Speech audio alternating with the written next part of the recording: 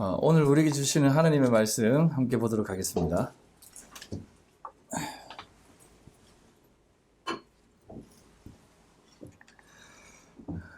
마태복음입니다. 마태복음. 지난주하고 본문이 같아요. 네, 함께 마태복음 4장 1절로 11절까지 말씀 함께 보도록 하겠습니다. 교독하겠습니다. 그때에 예수께서 성령에게 이끌리어 마귀에게 시험을 받으러 광야로 가사 40일을 밤낮으로 금식하신 후에 죽이신지라. 시험하는 자가 예수께 나와와서 이르되 내가 만일 하나님의 아들이거든 명하여 이 돌들로 떡덩이가 되게 하라. 예수께서 대답하여 이르시되 기록되었으되 사람이 떡으로만 살 것이 아니요 하나님의 입으로부터 나오는 모든 말씀으로 살 것이라 하시니. 이에 마귀가 예수를 거룩한 성으로 데려다가 성전 꼭대기에 세우고 이르되 내가 만일 하나님의 아들이거든 뛰어내리라. 기록되었으되 그가 너를 위하여 그의 사자들을 명하시니 그들이 손으로 너를 받들어 발이 돌에 부딪히지 않게 하겠다. 예수께서 이르시되 또 기록되었으되 주 너의 하나님을 시험하지 말라 하였느니라 하시니 마귀가 또 그를 데리고 지극히 높은 산으로 가서 천하 만국과 그 영광을 보여 이르되 만일 내게 엎드려 경배하면 이 모든 것을 내게 주리라. 이에 예수께서 말씀하시되 사탄아 물러가라. 기록되었으되 주 너의 하나님께 경배하고 다만 그를 섬기라 하였느니라. 같이 하겠습니다. 이에 마귀는 예수를 떠나고 천사들이 나와서 수종드니라. 아멘. 눌렸습니다. 지난 시간에는 우리가 예수를 돌로 떡으로만 보게 된다면 그것은 표면적 예수, 역사적 예수로만 바라보게 되는 것이고 그 모습이 광야에서 모세가 주는 떡을 먹고 다 죽은 자들과 진배 없다라고 말씀을 드렸습니다. 요한복음 6장 49절로 50절에 보면 너희 조상들은 광야에서 만나를 먹었어도 죽었거니와 이는 하늘에서 내려오는 떡이니 사람으로 하여금 먹고 죽지 아니하게 하는 것이니라 라고 하는 말씀을 확인해 본 결과 그렇게 볼 수 있는 것입니다. 이처럼 예수를 우리가 돌로 떡으로까지만 보게 된다면 예수는 우리를 구원해 주시려고 오시는 분이야. 그러니 그분을 따르자, 그분을 믿자라는 수준으로만 생각한다면 결국 예수와 함께 죽음으로 끝나버린다라는 겁니다. 이 말이 맞는 것 같게 보여요. 우리가 예수를 따르자, 예수를 잘 믿자라고 하는 것이 맞는 것처럼 들리지만 사실은 그렇지 않습니다. 왜냐하면 예수를 우리가 관념적으로 바라보면 또 우리들 또한 예수를 우리를 잘 이끄시는 하나의 종교적 신앙의 대상밖에는 생각하지 못한다는 것이에요. 예수를 그런 식으로 본다면 그 예수 역시 모세와 같이 바라보게 되는 것이고 그것 또한 결국은 광야에서 죽은 이스라엘 백성들과 진배 없다라는 것이에요. 이것을 우리는 갈라디아서에 나와 있는 몽학 선생이다라고 말하지 않습니까? 이 몽학 선생이 뭐예요? 율법입니다. 율법. 이 율법, 예수를 몽학 선생처럼 율법처럼 따라가고 지키려고 애를 쓴다면 결국 그것은 우리를 죽게 만드는 것밖에는 안 된다는 것이에요. 그래서 그들은 광야에서 다 죽게 되어 버리고 가나안으로 못 들어가는 삶, 그것밖에는 안 된다는 것이에요. 그게 바로 율법주의자들의 삶입니다. 하나님을 열심히 잘 믿는다고 하지만 그들을 향해서 예수님은 질책하지 않습니까? 율법주의자라고. 제가 예수님에 대해서 이렇게 말씀을 드리니까 많은 분들이 좀 의아하게 생각하기도 하는 것 같습니다. 이 설교를 듣고 저에게 질문을 던지는 분도 있어요. 왜 꼭 예수를 그렇게 말하느냐라고 말씀을 합니다. 그도 그럴 것이 우리가 그동안 예수를 너무나 소중하게 생각하고 너무나 사랑해왔기 때문에 그렇습니다. 그런 신앙의 모습도 소중한 신앙의 모습이에요. 사실은 그렇습니다. 그 모습도 귀해요. 하지만 여러분 정말로 우리가 예수를 사랑한다면 정말로 예수를 나의 주, 나의 하나님이라고 생각한다면 그분의 말씀하신 것들을 좀 깊이 깨달아 가야 하지 않겠습니까? 예수님께서 이렇게 말씀하시면 많은 사람들이 그렇게 생각합니다. 그게 뭐요? 우리는 그냥 예수님 따를래요. 예수님이 저렇게 말씀하시면 못 알아듣겠는데요. 그냥 예수님 알아서 하세요. 예수님이 이렇게 가르치려고 하면 아이고 나 죽겠네 라고 하면서 그만 그 정도는 나도 못 가겠습니다. 그럼 나 좀 살려주세요. 라고 하는 수준으로 생각한다면 정말 예수님을 사랑하는 것이 아닐 수 있다는 것입니다. 진짜 예수님이 우리를 사랑하시는 분이시고 우리가 믿는 대상이라고 생각한다면 그분이 무슨 얘기를 하든 어떠한 요구를 하든 어떠한 모습을 우리에게 보여주시든 그건 다 선이고 복음이에요. 그런데 우리는 사실상 잘 생각해 보면 우리가 좋아하는 것들만 믿고 있어요. 우리가 자녀들이 되어서 부모님의 뜻을 따를 때도 그렇지 않습니까? 부모님이 좋은 말을 하면 또 맞는 말을 하면 아이고 부모님 맞습니다. 어머니 아버지 맞습니다 라고 하고 좀 아닌 얘기를 하면 아이고 멋지네 노망 들으셨나 이렇게 생각하지 않습니까? 여러분 예수님이 그렇게 모든 것들을 우리에게 펼쳐 놓으시고 하나님이 우리에게 펼쳐 놓은 인생은 사실상 우리의 연약한 생각과 또 작은 좁은 얕은 생각으로 다 파악할 수 없어요. 그걸 아셔야 됩니다. 하나님이 우리에게 경험케 하는 모든 사건들은 하나님을 더 알게 하시기 위한 것이지 네가 이것을 통해서 뭔가를 하라라고 하는 뜻은 아니에요. 이거 뒤에 가서 점점 더 확인해 보도록 하고요. 그래서 예수님은 우리를 위해 지금까지 또 성경을 통해서 하나하나 살아내시고 있습니다. 아니, 하나님의 뜻을 밝히 드러내고 계신 것이에요. 누구에게만? 교회에게만. 이 시대의 참된 교회들에게만 예수님은 사실상 밝히 드러내고 있습니다. 이 이야기를 듣고 이 내용을 듣고 너희들만, 교회만, 성도들만 깨닫기를 바라십니다. 그래서 복음은 감추어졌다, 비밀이다, 은닉성이 있다라고 표현하지 않습니까? 그래서 여러분, 우리가 예수를 바라볼 때도 그것을 생각하고 잘 바라보셔야 돼요. 이건 세상 사람들은 이해할 수 없는 겁니다. 이 시대는 너무 춘추 전국 시대인 것 같습니다. 많은 사람들이 예수를 믿습니다. 그리고 예수를 따릅니다. 그리고 떠나는 사람들도 많습니다. 다 이유가 있습니다. 하지만 그렇게 하는 이유가 다 다른 듯합니다. 그리고 각자가 추구하는 신앙도 다 다른 듯합니다. 그래서 그런지 저도 때로는 올바르게 하고 있는지 제 스스로를 또 돌아보고 의심스럽기까지 합니다. 주님은 바라보고 가야 되는데 눈에 들어오는 것은 다 그런 것들밖에 없어서 과연 내가 진짜 올바른 길을 가고 있는가라고 하는 두려움에 두려움에 휩싸이기도 합니다. 그래서 가끔은 포기하고 싶기도 할 때가 많습니다. 하지만 주님이 가라고 하시니까 가야 되지 않겠습니까? 내가 가는 그 길이 세상에서 영광된 길이 아니라 그냥 이름도 없이 빛도 없이 살아가야 한다고 하면 그렇게 살아가야 되지 않겠습니다. 그리고 그렇게 가는 것이 또 옳은 것이니까. 여러분, 말씀을 좀 잘 들어내시기 바랍니다. 저도 지금 많이 깨달아가고 있고 또 여러분들과 함께 하나님의 비밀을 찾아내고 있습니다. 그리고 하나님이 저에게 많은 그 비밀, 무스테리온이라고 하죠. 그것들을 밝히 드러내고 있습니다. 그래서 저는 여러분들에게 더 많이 얘기하고 싶어요.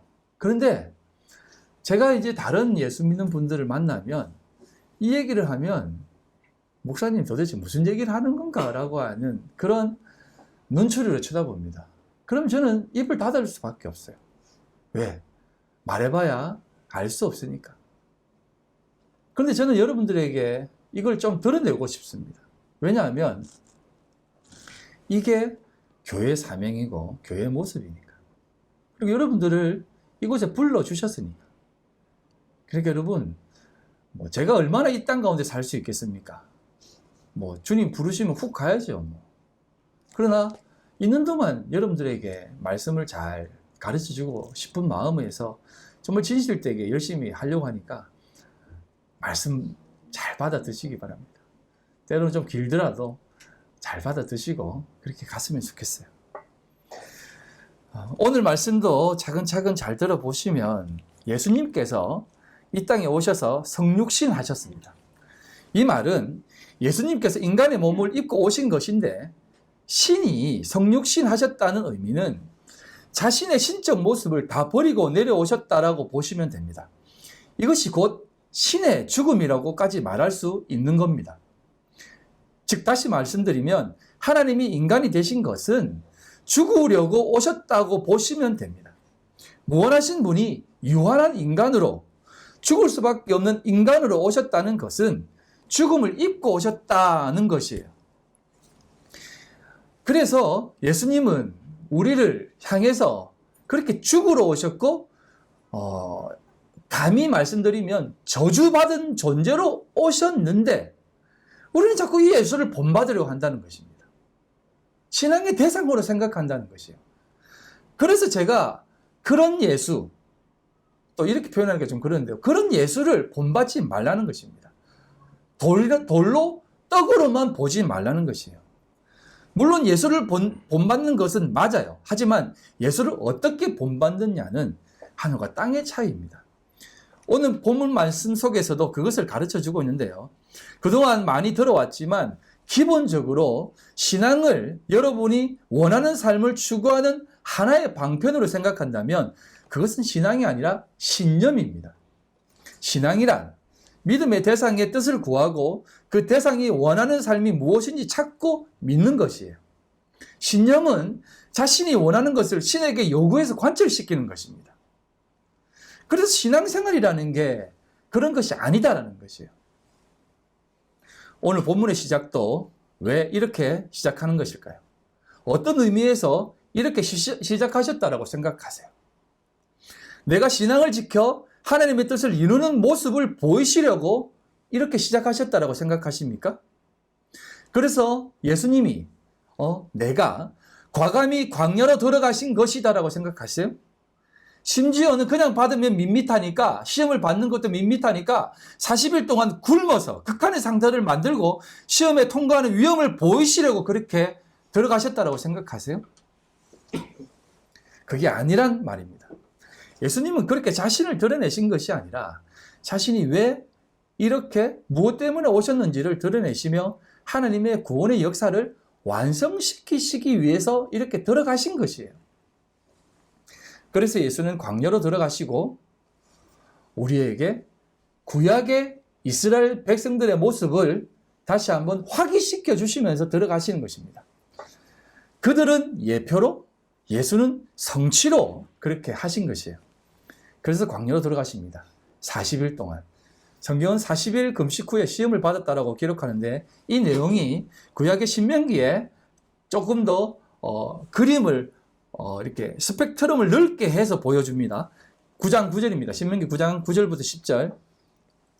그때 내가 돌판들 곧 여호와께서 너희와 세우신 언약의 돌판들을 받으려고 산에 올라가사 40주 40야를 산에 머물며 떡도 먹지 아니하고 물도 마시지 아니하였더니 여호와께서 그 두 돌판을 내게 주셨나니 그 돌판의 글은 하나님이 손으로 기록하신 것이요 너희의 총회 날에 여호와께서 산상 불 가운데서 너희에게 이르신 모든 말씀이니라. 보시면 예수님이 하나님이 모세를 부르십니다. 시내산으로 불러요. 불러서 40주 40야 동안 함께합니다. 모세가 40주 40야 동안 아무것도 먹지 않았다라고 얘기하는데 왜 먹지 않았을까요? 이게 그가 그동안 거기서 산에 올라와서 금식기도 했다고 생각하세요? 40주 40야를 먹지 않은 것은 뭐냐면 왜 안 먹었냐면 하나님이 모세와 함께 교통하셨다는 뜻이에요. 이게 사람이 떡으로만 살 것이 아니요 하나님의 말씀으로 산다라고 하는 뜻입니다. 하나님과 교통하신 것이에요. 여러분 모세가 하나님의 말을 안다라고 생각하세요? 이거 조금 아셔야 돼요. 성경에 기록된 시대에는 문자가 없었습니다. 문자라고 해봐야 이스라엘 민족들이 했던 문자는 쇠기 문자인데 그건 제사장들이나 그 어떤 그 종교적 의식을 위해 만든 상징적인 문구들이지 글이 아닙니다. 우리가 지금 소통하는 글이 아니에요. 그럼 모세가 이 광야에서 무엇을 했다고 생각하세요? 이게 사실은 큰 비밀이에요. 하나님이 직접 모세를 40일 동안 양육시키신 것입니다. 하나님의 말씀을 가르치신 것이에요. 하나님이 말씀하시고 가르쳐서 직접 그 돌판에 손으로 새겼다라고 얘기하는 것이에요. 이건 뭐냐면 하나님이 바닥에다가 모세에게 글을 하나하나 가르친 것이에요. 그러면서 모세에게 이것을 다 알게 하신 것입니다. 이게 기독교예요. 인간이 하나님을 향해 막 감동시키면 하나님이 그래 그러나 잘하나 하면서 채워주는 것이 아니라 하나님이 인간에 찾아오셔서 내가 어떤 사람이고 내가 어떤 마음을 가지고 이 땅 가운데 있는지를 직접 알려주시는 분이 하나님이시다라는 것이에요. 이게 기독교입니다.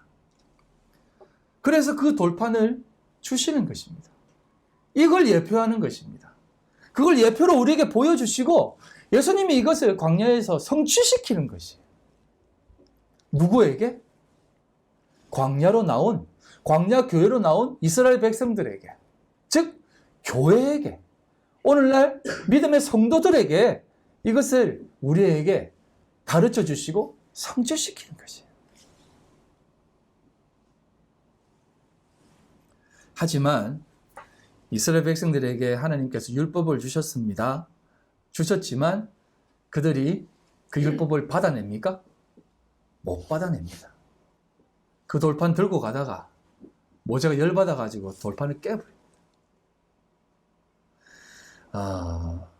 물론 그 돌판을 깬 것은 모세가 잘못한 것이에요. 하지만 그것 또한 분명한 하나님의 말씀입니다. 첫 번째 율법은 그것으로는 아무것도 안 된다는 것을 보여주신 것이에요. 박살내버린 것입니다. 그리고 두 번째 돌판 받은 거 어떻게 하는지 아세요? 법궤 안에 넣어둡니다. 그리고 누구도 보지 못하게 합니다. 그리고 감추어버리고 덮어버립니다.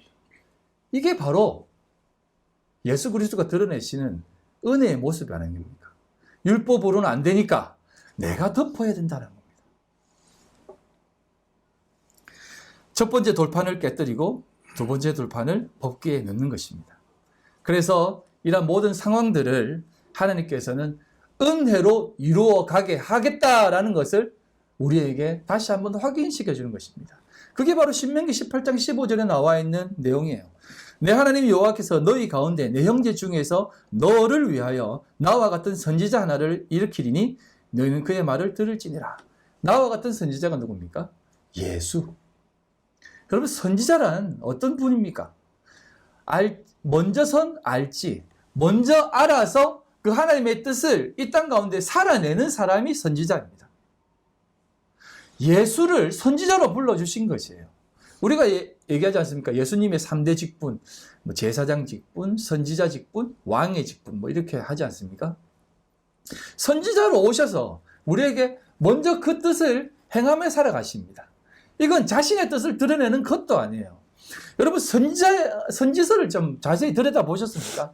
선지자들의 삶을 보면 정말 누구도 안 하고 싶은 삶이에요. 우리가 늘 이런 찬양 드리지 않습니까? 제단 숯불 내 입술에 지져주셔서 하나님 앞에 복음 전하는 사람 되게 해달라고. 여러분, 그거 함부로 그 고백 드리지 마세요. 제단 숯불 내 입에 지지면 우리 죽는 겁니다. 네? 이사야 선지자만 잠깐 말씀을 드리면, 그가 이사야 선지자로 부름받아 이 땅 가운데 와서 선포하라는 게 어떤 내용입니까? 다 패망을 선포합니다.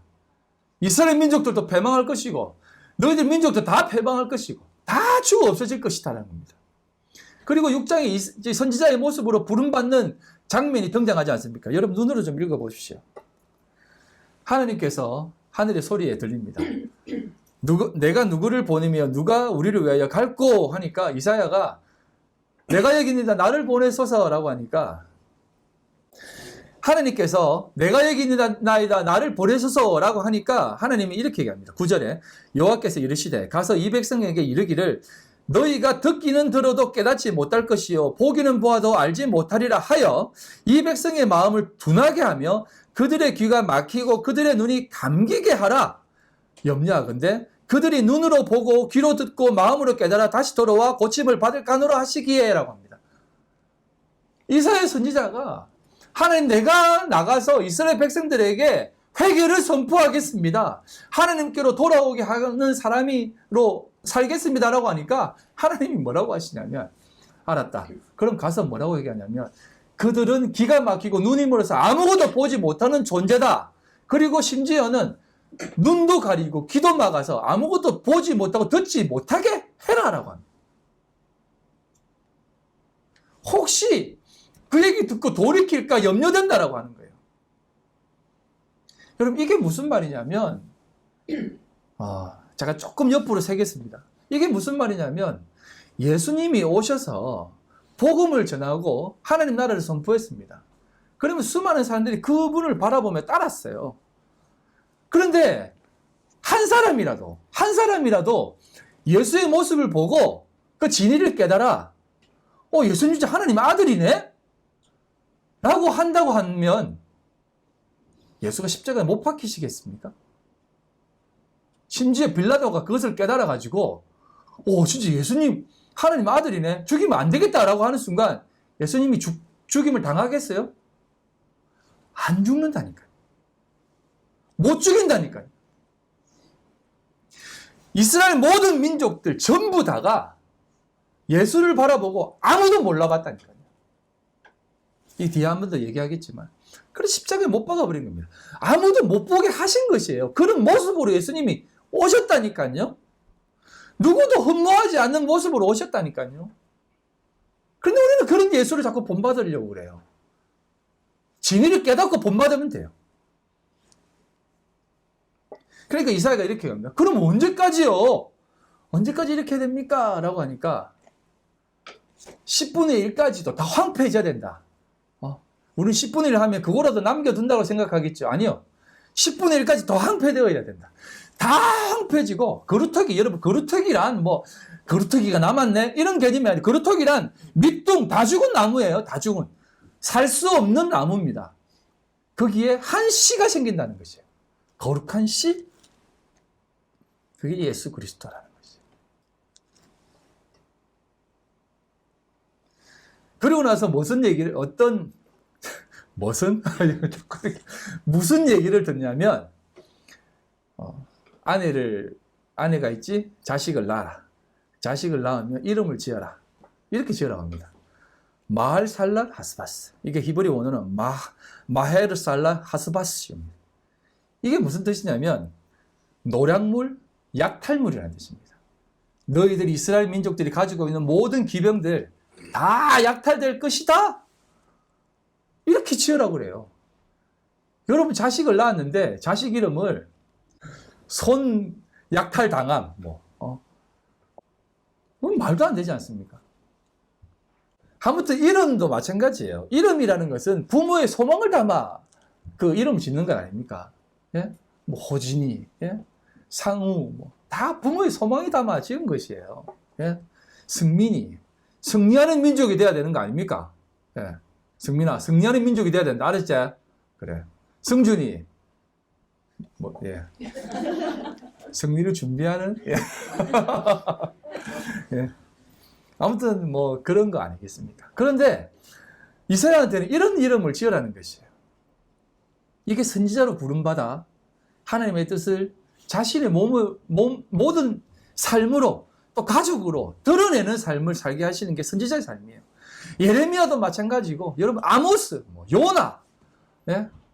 다 그런 거 아니겠습니까? 말라기, 예.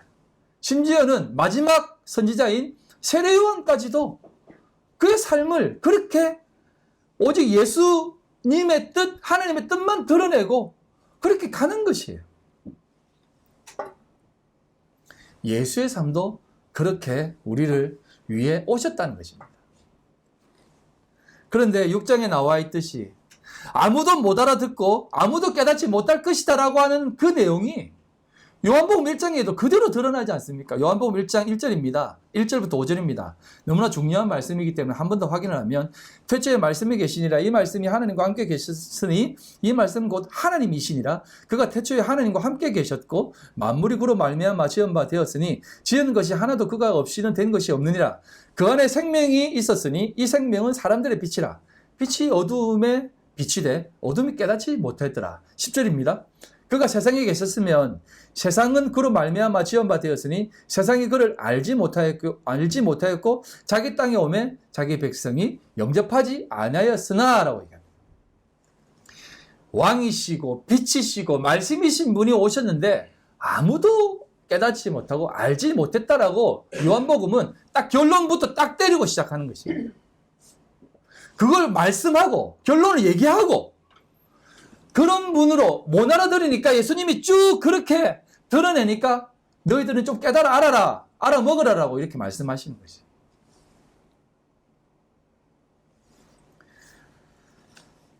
그렇게 그는 세례를 받으시고 그렇게 광야로 들어가시는 모습까지 오직 하나님의 뜻만을 드러내며 그렇게 나아가신 것입니다. 사실 아무도 알아주지 않으셨어요. 예수님이 광야로 나가서 금식하시고, 금식기도라고 할게요. 금식기도 하시고, 사탄에게 시험받아 승리한 모습을 누가 봤습니까? 아무도 못 봤어요. 아무도 몰라요.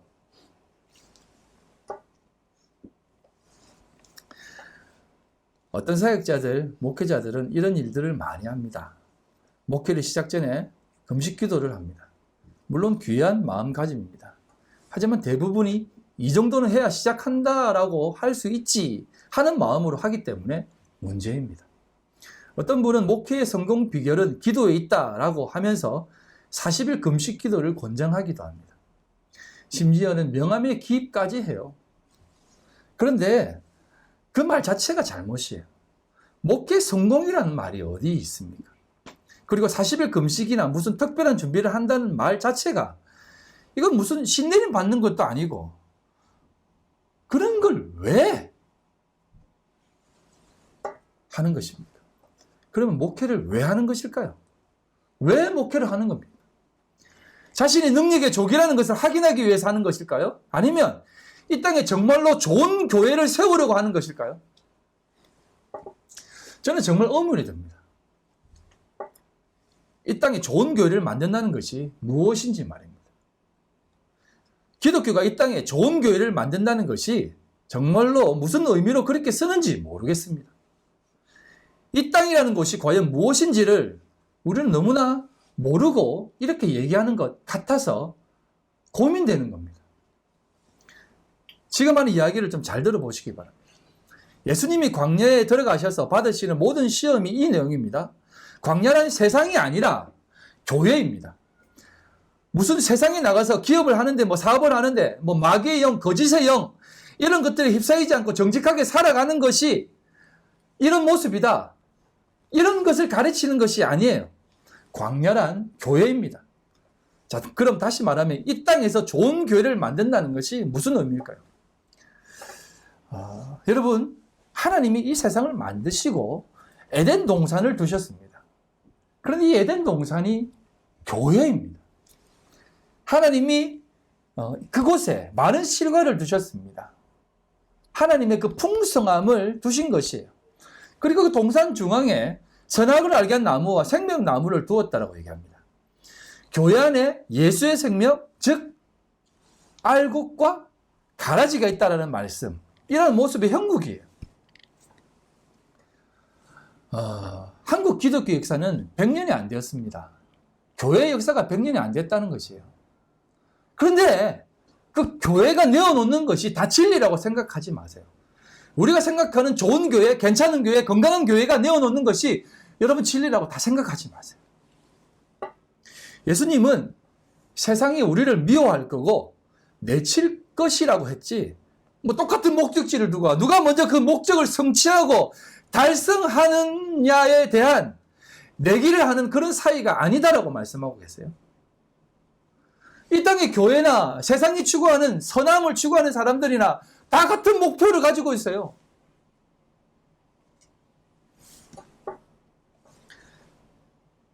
정의로움, 사람 살만한 세상, 괜찮은 세상을 향해 그 목표 지점을 향해 교회도 달려가고 세상도 달려간다는 것이에요. 그런데 성경은 그것을 얘기하고 있지 않습니다. 예수님은 그렇게 말씀하지 않아요. 세상이 너희를 미워할 것이다. 너희들과 다르다라고 말씀하세요. 그런데 우리는 이 땅의 교회는 자꾸 같은 목표 지향을 가지고 달려가고 있어요.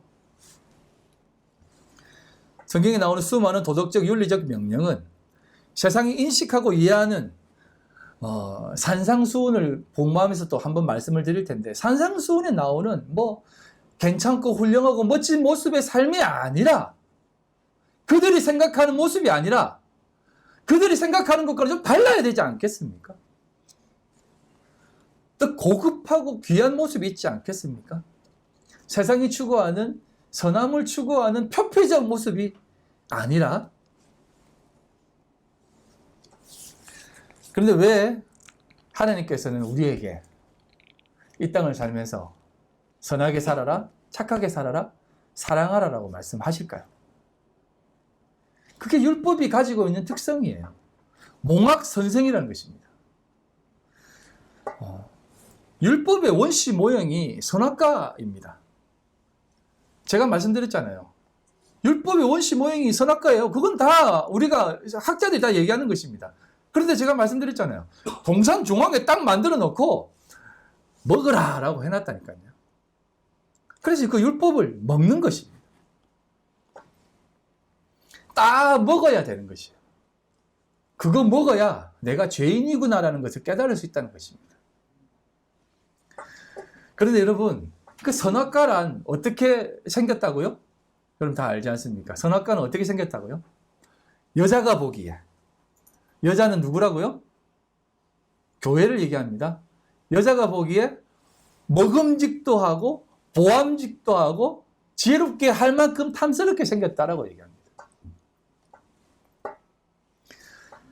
그 에덴 동산에 그 선악과를 두고 여자가 바라보게 한 것입니다.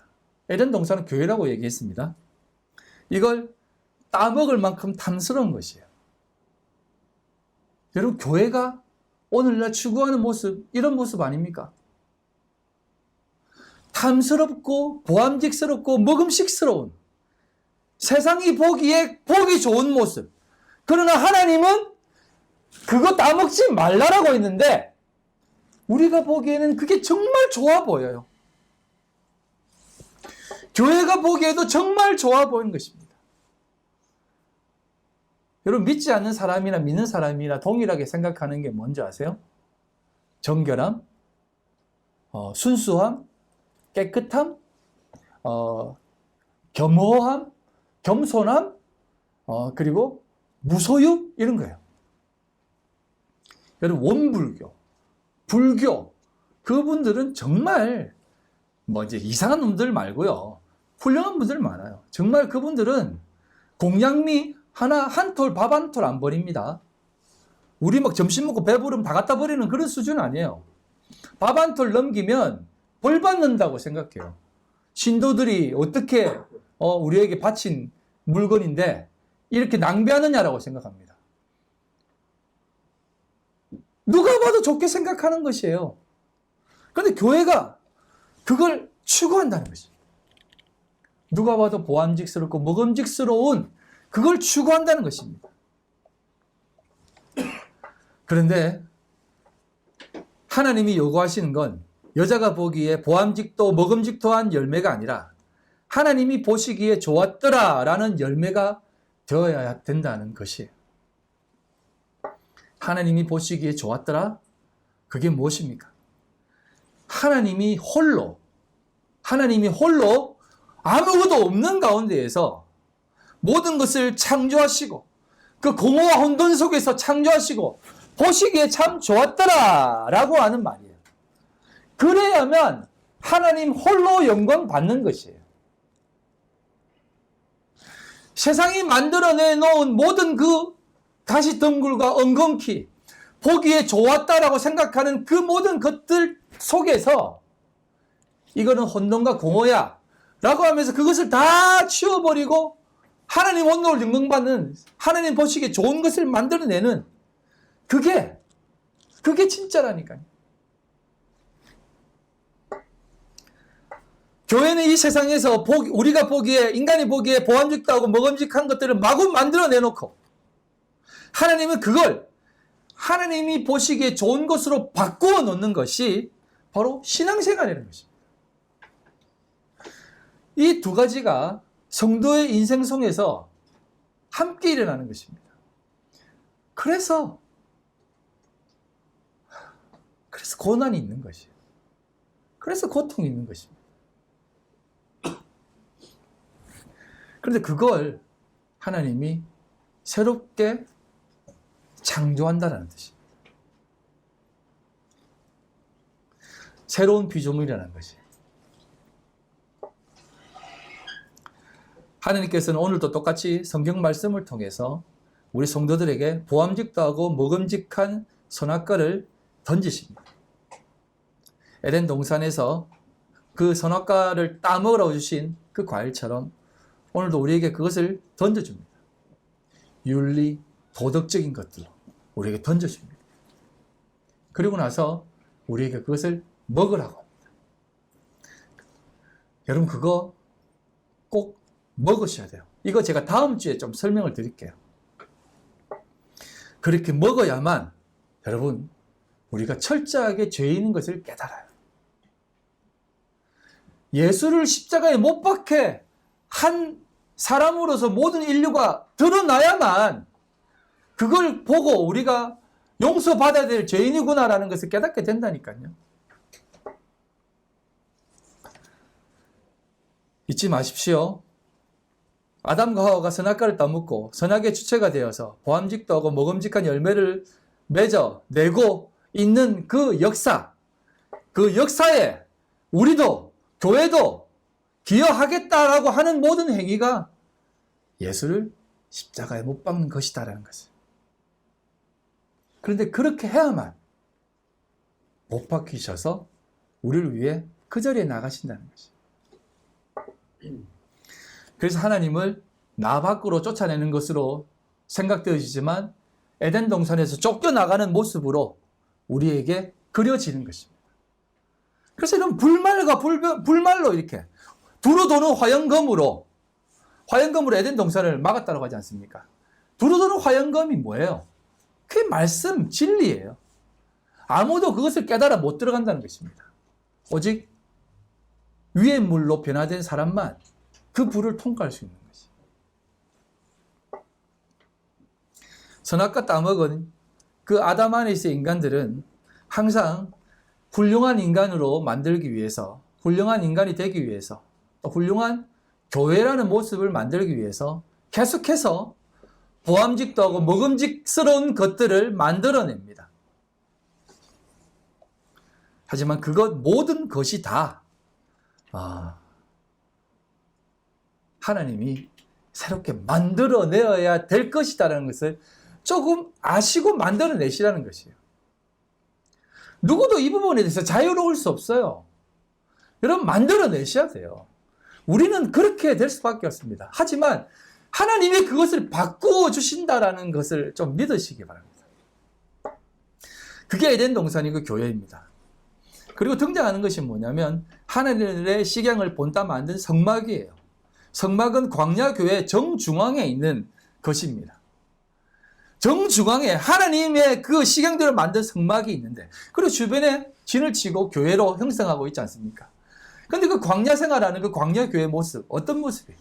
그럼 말씀 읽어보시지 않았습니까? 40년 동안 그냥 원망과 불평과 전쟁 조금 하면서 지냅니다. 그 속에서 그들은 다 죽임을 당하는 것이에요. 그들이 만들어내놓은 모든 것들 속에서 다 죽어나가는 것입니다. 그들이 지킨 절기에 대해서도 다 그런 것이에요. 여러분 정말 아이러니한 거 아세요? 6월절이 뭔지 아세요? 6월절?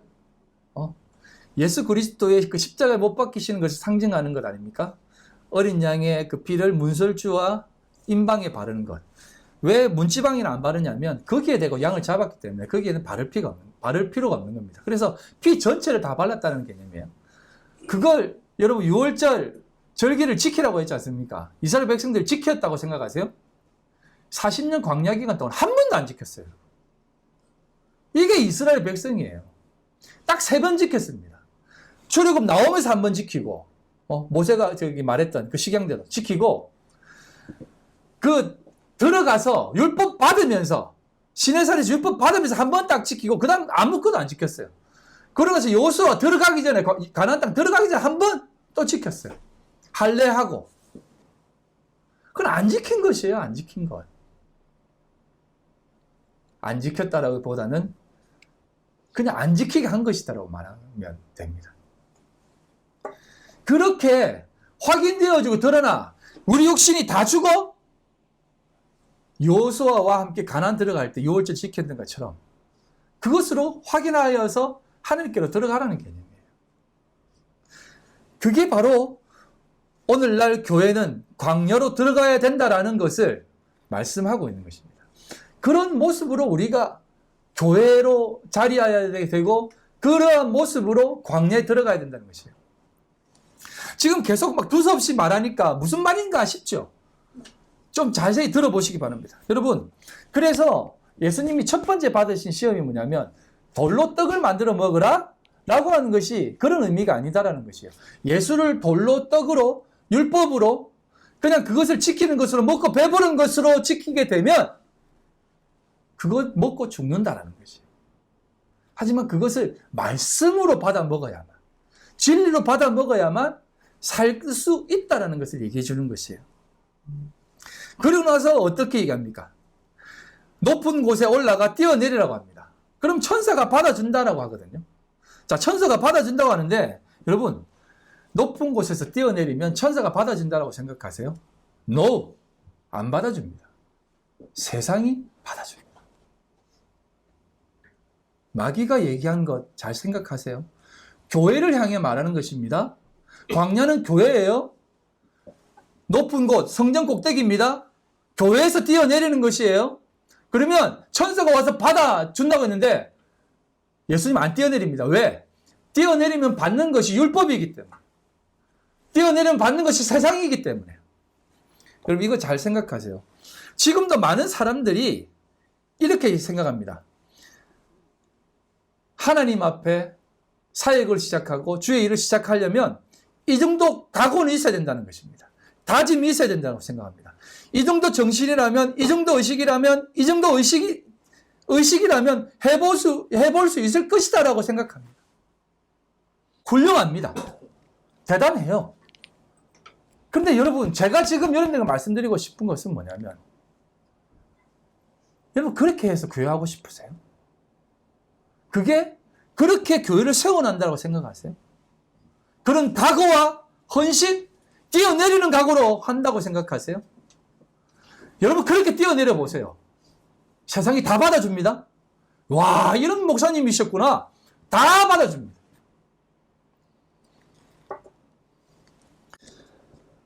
세상이 좋아하고 훌륭하게 생각하는 것들, 이걸 교회가 먼저 실천해서 행하는 것이에요. 교회 재산 사회화는 대형교회 건전한 사임, 조기 은퇴, 성도들의 수평 이동 금지, 작은 교회 지킴이 등등 자신들이 가지는 것을 희생하며 큰 결심을 합니다. 이런 것을 보면 사람들은 좋아합니다. 칭찬합니다. 저도 대단하다고 생각하세요. 하지만 주님은 이렇게 말씀하십니다. 주 너의 하나님은 시험하지 말라. 하나님 내가 이 정도로 뛰어내리고 이 정도로 헌신하는데 하나님 해주실 거죠? 우리 교회 이렇게 훌륭하게 좋은 교회 되었어요.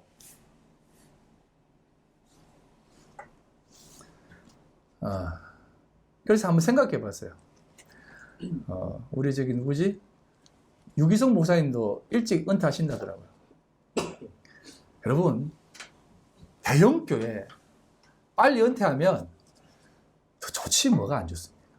그런 교회 목사님들은 은퇴하면 부른 데가 천지백갈이에요. 그래서 제가 이렇게 얘기했습니다. 큰 교회, 좋은 교회는 은퇴, 작은 교회는 쇠퇴. 작은 교회 목사님들 은퇴하는 것에 대해서는 눈 하나 깜짝하지 않습니다. 그거는 쉽다는 거죠. 지가 하기 싫어서 그만두는 거라고 생각합니다. 근데 큰 교회는 그 그 귀한 자리를 내려놓고 나온다고 생각해요. 보기에 좋고 먹기에 좋아 보이는 모습입니다. 제가 이제 뭐 그분들의 삶을 폄하하는 게 아니에요. 우리가 자꾸 그렇게 생각하지 말라는 것입니다. 그분들의 삶도 똑같고, 여러분 대형교회도 대형교회 나름대로 하나님의 그 뜻이 있습니다. 저는요, 교회 수평이동 금지하는 것도 제발 하지 말았으면 좋겠어요. 여러분, 교회 수평이동 하는 이유가 뭔지 아세요? 그렇게 가는 성도들의 모습 왜 그런지 아세요? 그것은 작은 교회에 있는 목사님이 부흥 위주의 목회를 했기 때문입니다. 우리 교회도 열심히 해서 부흥시키자 큰 교회 되자라고 하니까 안 되거든요. 그래서 성도들 큰 교회를 그냥 가는 거예요. 당신 못하니까 우리 그냥 큰 교회 갖게 하는 것입니다. 말은 조금 다르지. 네. 그래서 이곳에 가면 말씀이 더 은혜스러우니까 가면 돼요. 그래서 은혜 받으면 돼요. 그렇게 먹어보고 아니구나라는 깨달으면 돼요. 작은 교회 남은 사람들은 늘 패배자처럼 찌질하게 이렇게 살아가는 모습 가지지 마세요. 네? 어떤 목사님이 이런 얘기를 하더라고요. 큰 교회는 대형 마트, 백화점, 작은 교회는 전통시장. 그러니까 어떤 사람은 대형마트 좋아하는 사람이 있고 어떤 사람은 전통시장 좋아하는 구멍가게 좋아하는 분이 있으니까 작은 교회도 그 나름대로의 어떤 장점을 살려서 더 가족같이 하면 되지 않겠느냐 뭐 이렇게 얘기를 해요. 그것도 무슨 주너의 하나님을 시험하지 말라는 것입니다. 이런 것 다 그런 것 아니겠습니까? 선악과 따먹고 내어놓는 것들, 그리고는 하나님이 이렇게까지 하는데 안 해주실 것이에요 라고 하는 마음으로 다 한다는 것입니다. 그게 바로 신앙이 아니라 신념인 것이에요. 이 땅에 좋은 교회를 세우려고, 우리 교회 훌륭한 교회 만들려고, 자기도 훌륭한 목사 되려고 한다는 것입니다. 성경은 이렇게 얘기합니다. 성경에서 높은 것은 성전입니다. 성전에서 뛰어내리라는 것은 율법이 받아줄 거야, 세상이 받아줄 거야 라고 하는 개념에서 말씀하시는데, 여러분 예수님이 뛰어내립니다. 세상이 안 받아줍니다. 손을 쏙 빼서 예수님이 죽어버리십니다. 십자가에 못 박혀 죽으시는 것 아니겠습니까? 그래서 예수님은 그렇게까지 행하시면서 표적으로 나타내신 것입니다. 그게 바로 교회의 역할이에요. 그렇게 해봐라, 그렇게 뛰어내려서 증명해봐라 라고 했을 때 세상에 먹음직도 하고 보암직한 것들을 취해봐라 라고 했을 때 그것으로 안 된다라는 것을 깨달아 아시면 되는 것이에요. 그래서 그거 먹고 여러분 죽으셔야 돼요. 세 번째 시험이 뭐냐면 엎드려 경배하면 모든 것을 주겠다입니다. 교회가 성도가 마귀에게 엎드려 경배하면 모든 것을 주겠다입니다. 여기서 우리는 어떤 것에 포인트가 있습니까? 경배하는 것에 포인트가 있습니까? 아니면 모든 것을 주겠다의 포인트가 있습니까? 우리는 자꾸 이렇게 마귀한테 그러면 경배하면 안 되겠다 이렇게 생각하지만 마귀한테 안 하고 하나님 것만 하면 모든 것을 주신다라고 생각하는 그쪽으로 자꾸 가요. 아, 그러면 마귀한테 안 하고 하나님께 하면 다 주시겠구나 이렇게 생각을 해요. 높은 곳에 가는 것도 성전입니다. 교회 속에서 이런 요구를 자꾸 해요. 교회가 세상을 섬긴다라는 말씀입니다. 이건 뭐냐면 교회가 세상 지향적으로 세상이 추구하고 바라는 그 모습으로 자꾸 향해 가는 것입니다. 자기 평판, 훌륭한 교회 평판, 자기 속에 있는 모든 곳에 있는 그 모든 것들에 대한 평판 챙기기, 그렇게 한다는 것입니다. 그게 경배하는 것입니다. 그러면 모든 것을 취합니다. 여러분, 그래서 다 존경받는 거 아니에요? 선인들도 그래서 다 존경받고, 그런데 여러분, 아셔야 될 것은 뭐냐면, 어느 누구도 이 유혹에서 자유롭지 못하다는 것을 예수님은 알려주십니다. 여러분도 자유롭지 못해요. 저도 마찬가지입니다. 저도 살면서, 제가 말씀드렸잖아요. 저도 이게 자유롭지 못합니다. 그런데 여러분, 알아야 될 것이 뭐냐면, 이 땅의 교회도 여기에 자유롭지 못하다는 것을 좀 알아서 여러분 고지꼭대기에 올라가라는 거예요. 올라가서 이거 덥석 먹고 내가 이거 먹으면 안 되는데 지금 먹을 수밖에 없는 존재구나라는 것을 깨달아 십자가만 붙들라는 것이에요. 그 은혜만을 구해라는 것입니다. 그게 교회다운 교회의 모습이에요. 나는 안 먹었네 라고 잊지 마세요. 그거 알면 됩니다. 그거 알고 철저히 깨달아. 나중에 정말 떼어내려서 정말 떼어내렸을 때 세상이 안 받아주는구나를 깨달아서 그게 확 죽어버리는 겁니다. 그러면 하나님이 살려주시는구나 라는 것을 깨달으면 되는 거예요. 그렇게 우리는 광야로 끌려가는 겁니다. 그게 교회의 삶이에요. 그게 선지자의 삶이고 성도의 삶이라는 겁니다. 사랑하는 성도 여러분, 말씀을 맺겠습니다. 여러분은 교회로 부름받았습니다. 그래서 이 사실, 그래서 이 두 갈림길에서 언제나 긴장과 고민과 생각을 많이 합니다. 얼마 전에 유튜브에 봤는데 부처님 오신 날에 만난 기독교 그녀? 제목이 특이하죠. 정형돈하고 데프콘이 이렇게 듀엣을 해가지고 형돈이와 대준이 이래가지고 부른 노래예요. 그 노래를 이렇게 뭔가 박았더만 이제 가사의 내용이 이렇습니다. 우리 엄마는 보살, 너희 엄마는 교회 집사. 그러면서 이제 막 괴로워하는 거예요. 그러면서 막 할렐루야 하고 마 봤냐 하고 또 한 명은 뭐 창세기 출애굽기 레위기 이라는데 옆에서는 마 봤냐 바람일다 하면서 그렇게 노래를 이렇게 짬뽕으로 해요.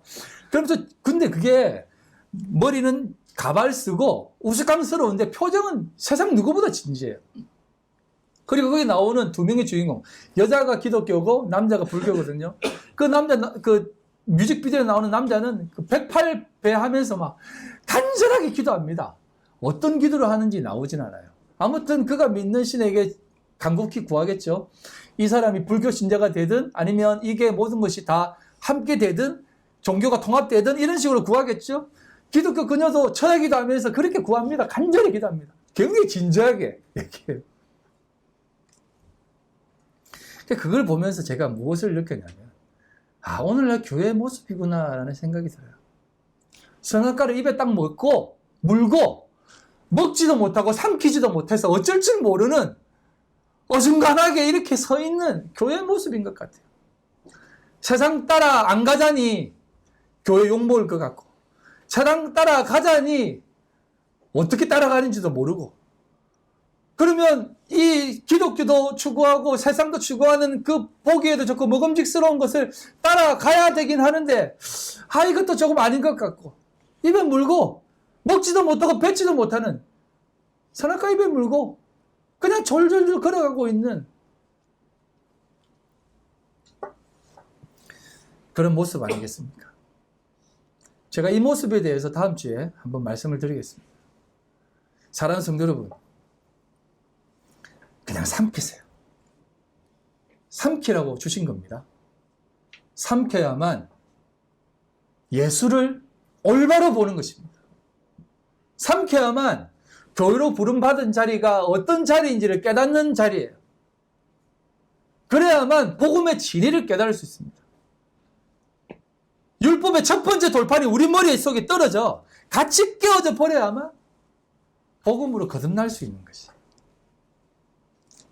그래서 여러분 하나님의 참된 진리를 깨달아 아시면 됩니다.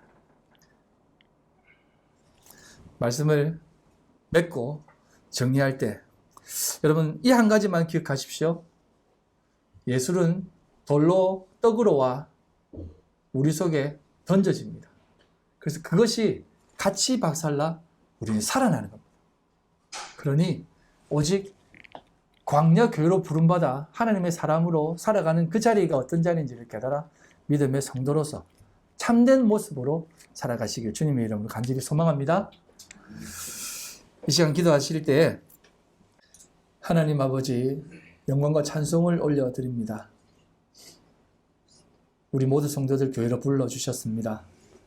아버지 그 교회의 삶이 무엇인지 잘 깨달아 알게 해주시고 이 땅 가운데에 다시 한번 죽어 예수 그리스도로 다시 살아나 이 땅 가운데 참된 성도로서 거룩하고 복된 그 하나님의 영광을 드러내는 삶이 다 되게 하여 주시옵소서.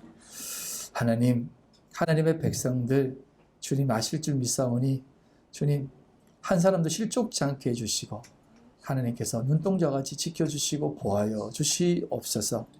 더 많은 하나님의 백성들이 참된 진리를 깨달아 이 땅 가운데 참된 진리를 선포해 주시고 믿음으로 살아가게 하여 주시옵소서.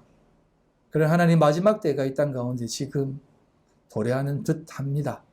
아버지 하나님, 이 땅 가운데 이 마지막 시대를 살아가는 저희들의 삶 가운데에 온전히 하나님을 알아가게 하여 주시옵소서. 오늘도 빈손 들고 나오지 않고 하나님 앞에 겸손히 물질 드립니다. 하나님 기뻐 받아 주시옵소서. 쉽지 않은 상황 가운데 하나님 앞에 나아가오니 하나님 기뻐 받아 주시고 축복하여 주시옵소서. 하나님 홀로 영광 받아 주시고 하나님의 뜻만 오롯이 나타나게 하여 주시옵소서. 하나님 기뻐 받아 주시옵소서. 지금은 우리 주 예수 그리스도의 그 크신 은혜와 아버지 하나님의 극진하신 사랑하심과 성령님의 교통인도 역사 충만하심이 오늘도 주님 앞에 광야로 교회로 부름받아 믿음으로 살기로 결심한 우리 모든 성도들 머리와 그들의 가정과 직장과 사업과 삶의 터전 위에 지금으로부터 영원토록 함께 있을지어다. 아멘.